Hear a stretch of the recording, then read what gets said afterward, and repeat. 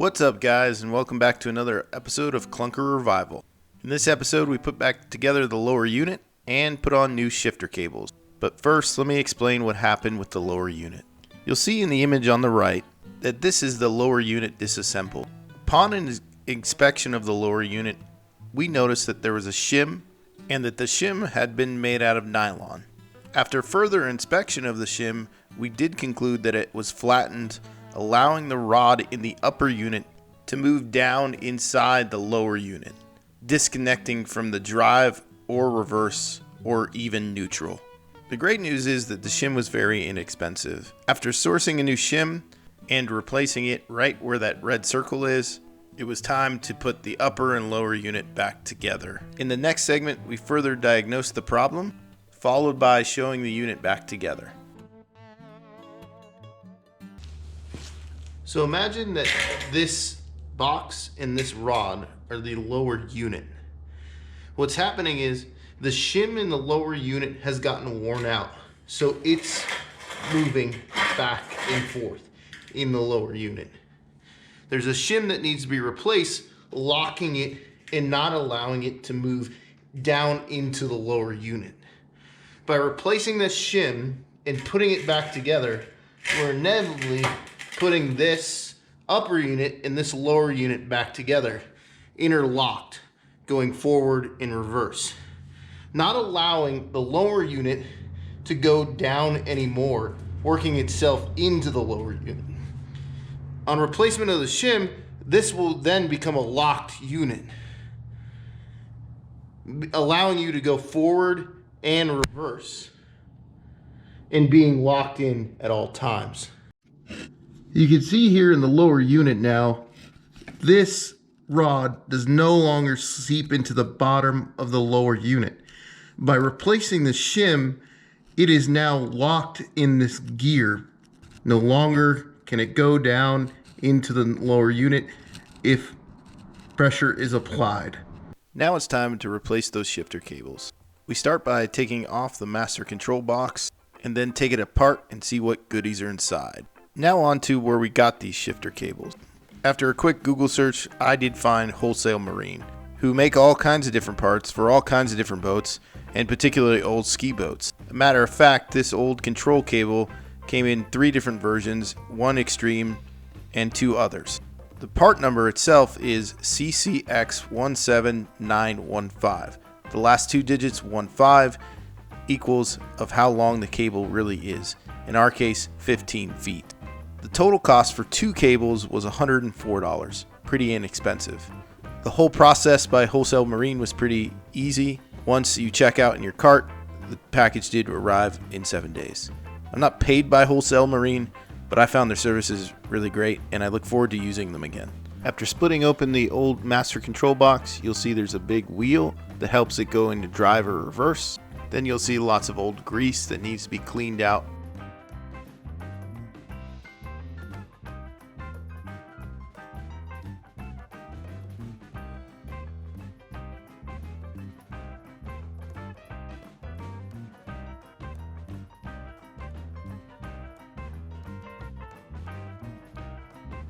And at the top you'll see 1 flathead screw that needs to be removed so the cog can come off and you can remove the shifter cable.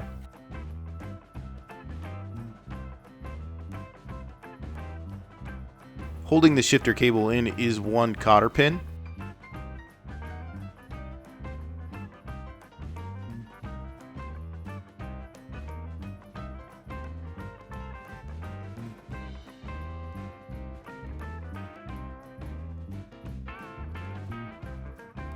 After removal of the cotter pin, you'll see that there is 1 small keeper. It slides out and then the shifter cable comes off of the unit.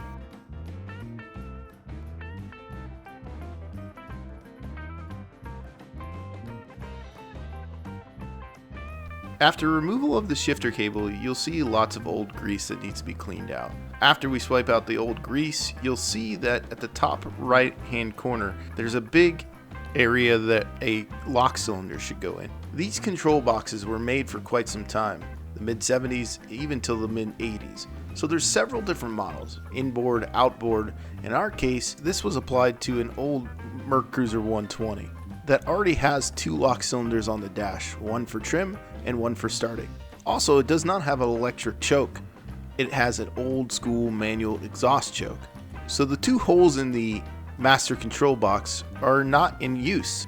However, if we do find that the old school exhaust choke is not working properly, we will use one of these holes for a new electric choke. Onto running the cable, you'll see the cable works down the right side of the boat, all the way to the back, over the motor, and next to the carburetor. Then there's also the other cable that runs on top of the motor and into the lower unit. After removal of all the fasteners on the cable does slide off the boat pretty easily. You just have to make sure that all the fasteners are disconnected throughout the boat. On the side of the engine next to the carburetor, you'll see 1 bolt. After you remove that bolt, the shifter cable is free and you can separate it from the boat.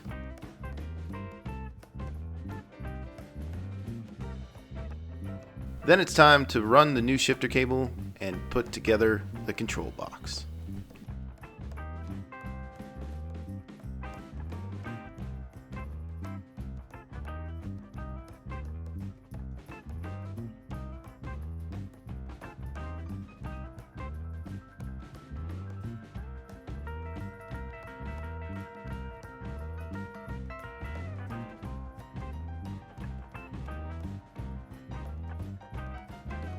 Then on to the drive cable. Like the other cable, it does have 1 flathead screw and a cotter pin and a keeper.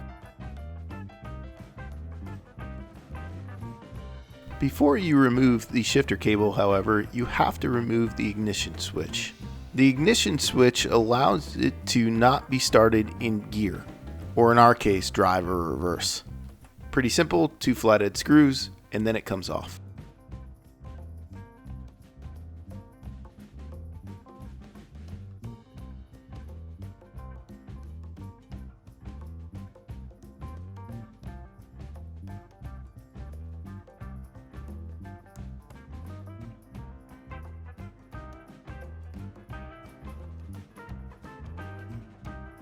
After disassembling the control box and removing the cable, I decided to run the new cable and hook up the lower unit first. Much like the other cable, it was 1 bolt. You'll see towards the end of the video I show a trick about how to adjust these cables for forward, neutral, and reverse.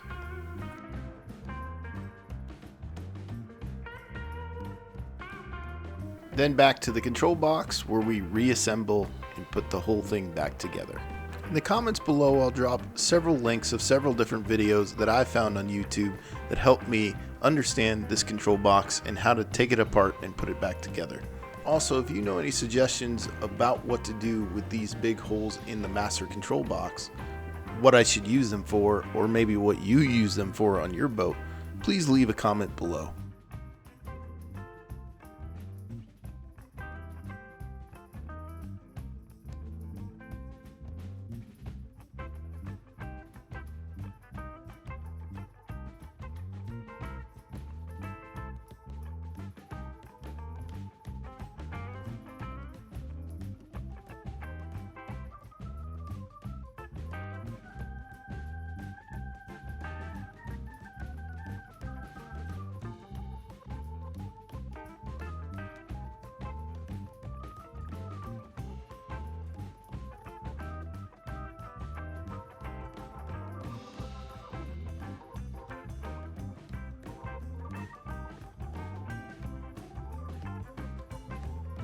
When putting in the new cable, I marked on the boat forward, neutral, and reverse.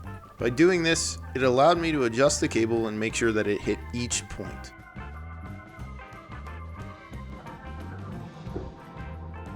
Okay, now go ahead and put it in neutral.